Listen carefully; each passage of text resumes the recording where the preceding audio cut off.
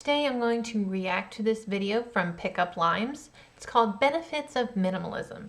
And as a minimalist, I'm interested to see if we share the same thoughts on this. And she also says that there's a common mistake that minimalists make. Or people are trying to be minimalist and they do this. I don't know. Let's find out. Yes, as the title suggests, this is yet another minimalism video. Solid. If you're new around here, hi, I'm Sadia, and today I want to share with you the top 10 benefits to minimalism that I have come to learn and reap since adopting this practice.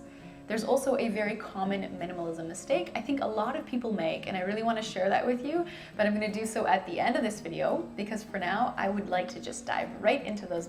So you gotta wait all the way to the end to see if I make this common mistake. And we have to wait to the end to find out. Okay, let's just get back into it. So let's get started. I think one of the main things that draws people into this lifestyle is this idea or notion that happiness is increased or the quality of life is improved. Now, advertisements keep telling us that stuff will make us happy, that it's only by having that we will feel fulfilled. Having that perfect man or woman, the body of your dreams, the most luxurious car or house. But happiness is a state of being and not having. It's experiences that we remember, and that is something that minimalism constantly reminds me. Increasing happiness. So I do think that minimalism does help increase happiness, because I tell you, the more stuff that I have, the more annoyances there are. You have to maintain it. I mean, even though, like, whenever we bought this house, like, we have to maintain it. But I really love the house, and I enjoy the safety and security and emotional well-being it brings me. So, like, that's worth it. So, I mean, that's one of the things you can look at whenever you're trying to consider to get rid of something or to buy something, is what the benefits are that it brings you as far as happiness. Do you really get that, or is it bringing you a big headache? So, I would agree. It does help with happiness, as long as you're not going to an insane extremes, getting rid of everything that you care about just because you're trying to get down to like 5 things that you carry around in a backpack. So on that note, minimalism means just buying those things that you need, and then on occasion buying those things that you want, but not buying those things that you want in excess. And in doing so, you save money. Now, personally, I choose to spend some of that saved money on traveling, which brings me back to point number 1. It's the fond memories and connections I made while traveling that have brought me some of the most joyous moments in my life, not material things. Again, would agree.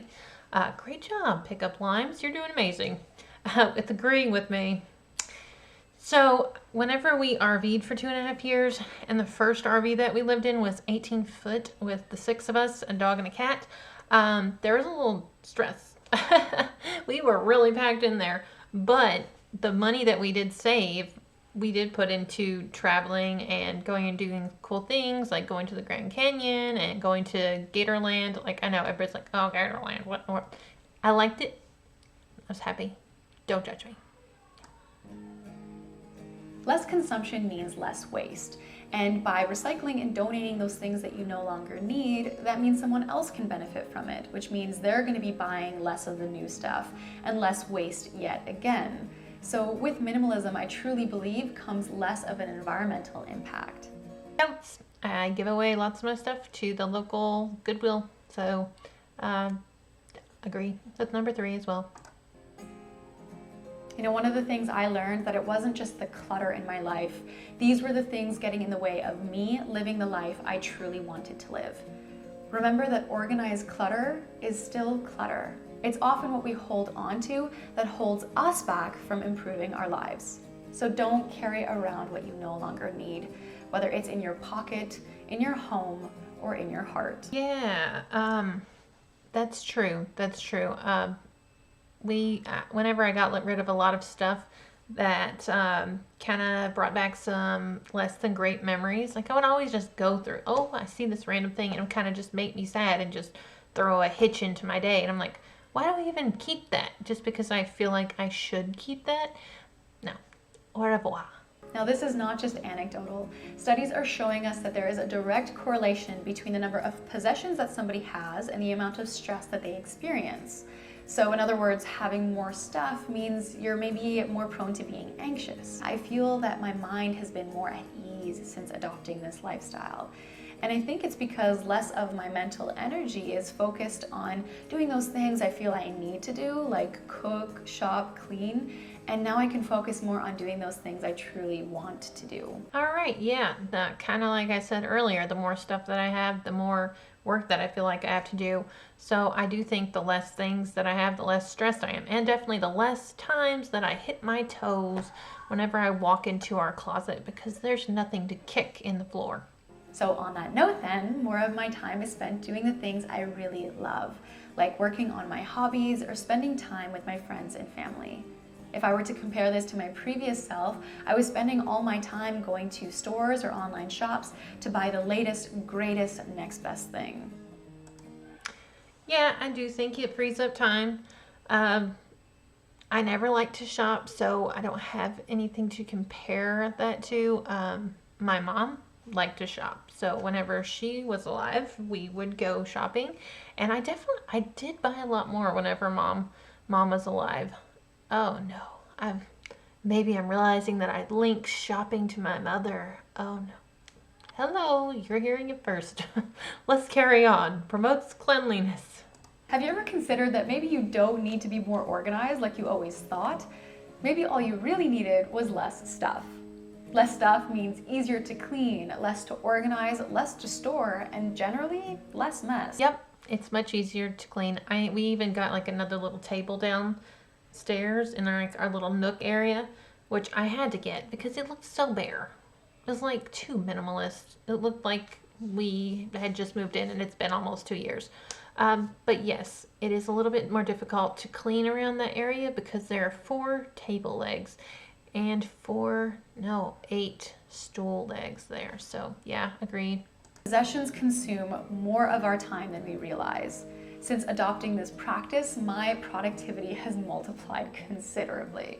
I do get pretty much done because I don't have a lot of stuff. So, agreed. Minimalism for me has meant attracting more of the important things and less of the material things. In this way, I'm more grateful for what I do have, and if I'm given something by somebody, I find that now I value it a lot more.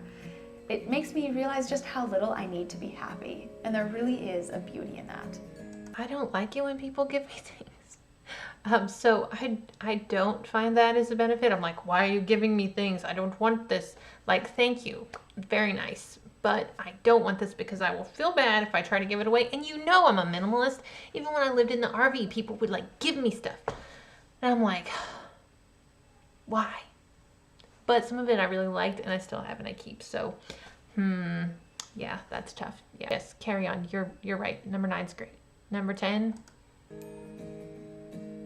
I've saved the best one for last, and that is freedom from the comparison game. It feels like once we start consuming, there is no end to the amount of things that we could want. And now I truly feel free from that burden. Oh man, yeah. That's true. That's true.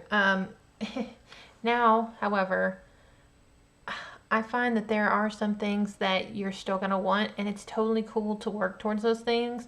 I've been watching Graham Stephan, and I'm like, oh my goodness, I need to up my game. And like, I've been actually more productive because I'm like, I could totally have a larger minimalist house.